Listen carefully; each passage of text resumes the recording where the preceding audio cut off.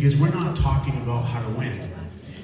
And I want to start off by saying that I wasn't supposed to win any of my 3 races where I knocked off 3 Republican incumbents. I wasn't supposed to win those races. George Ross, Republican incumbent, had much better name recognition than me. He had been a city councilor. Kevin Dumas, Republican, second longest serving mayor, because of me, youngest ever elected.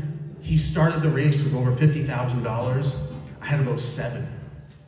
And then Tom Hodgson, he had over $225,000 at the start of our race.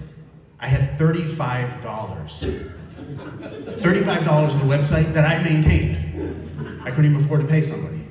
I wasn't supposed to win any of these races, but I did. I'm gonna tell you guys how I did it though, because I want everyone here to do the same thing. And I've been going around the state, going to different town and city committees, talking about how to win. So I'm gonna try and break it down to 3 things. The first thing, I'm gonna show you guys something.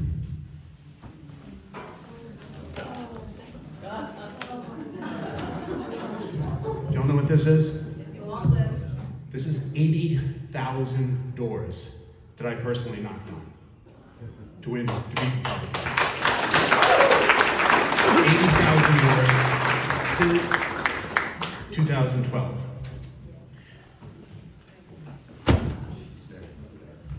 Got the dates in them. My record was over 500 doors in one day. That was June 20th, 2022 in New Bedford. I started about 9:30, finished around 7:30, didn't stop to go to the bathroom, didn't stop to eat, just kept going. So if you want to win, you have to knock on doors. That's number 1. Have to knock on doors. Why do you knock on doors? I never once asked for anybody's vote. In fact, when I was knocking on doors with my dog, Mira, back in 2012, I'd knock on somebody's door and I'd say, hey, I'm Paul Heroux, I'm running for state representative. Did I catch you at a good time? No, but what kind of dog is that? 5-10 minutes later, we didn't talk about politics. They like the dog, they like me, I got the vote. It's not about the issues. Okay? We all share that if you don't win, you can't lead. So don't show up at somebody's door and start shoving issues down their throat.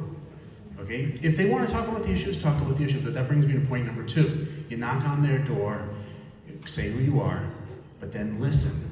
What is important to the voter? Because if we show up at some somewhat conservative, unenrolled door, and we start, pushing a very progressive agenda, they're not going to vote for us. And if they don't vote for us, we can't lead. We can't govern. So it's absolutely critical that when you knock on the doors, you listen. You can talk about the things that have inspired you to want to run, that's important, but you've got to listen. A third thing, and this is the part that might upset some people, we are not going to win over these swing voters if we call them stupid.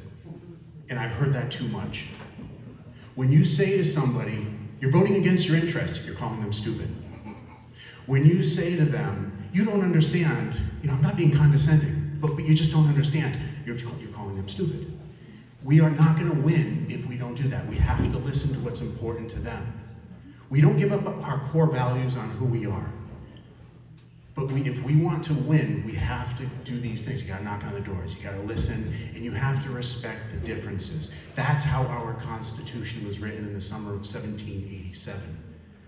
The delegates listened to each other, and they worked with each other, and they finally got that Constitution, but that's how it was written, by listening and making concessions.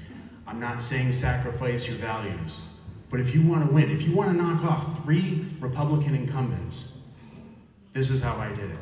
And this is how I'm telling all you to do it. We have all the values. We know what's important. We know what's going to move our country forward. But I'm repeating myself. Knock on the doors, talk to the people, listen, and don't call them stupid. Respect what it is that they want. Take it in, work with it. It will make you a better elected official.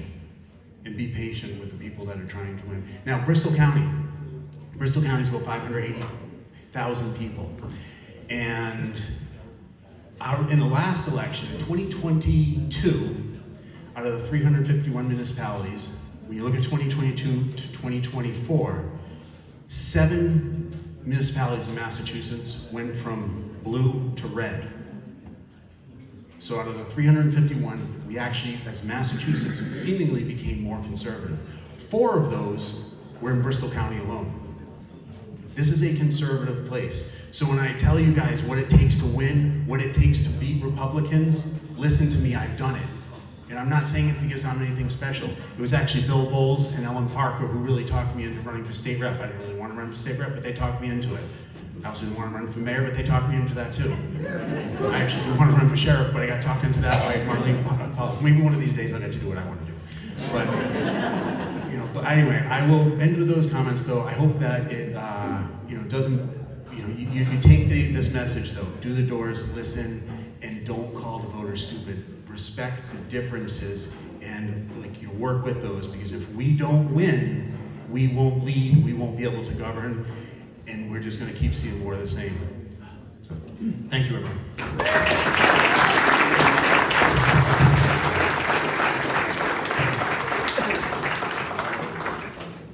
Thank you, Paul. And the offices that we talked you into,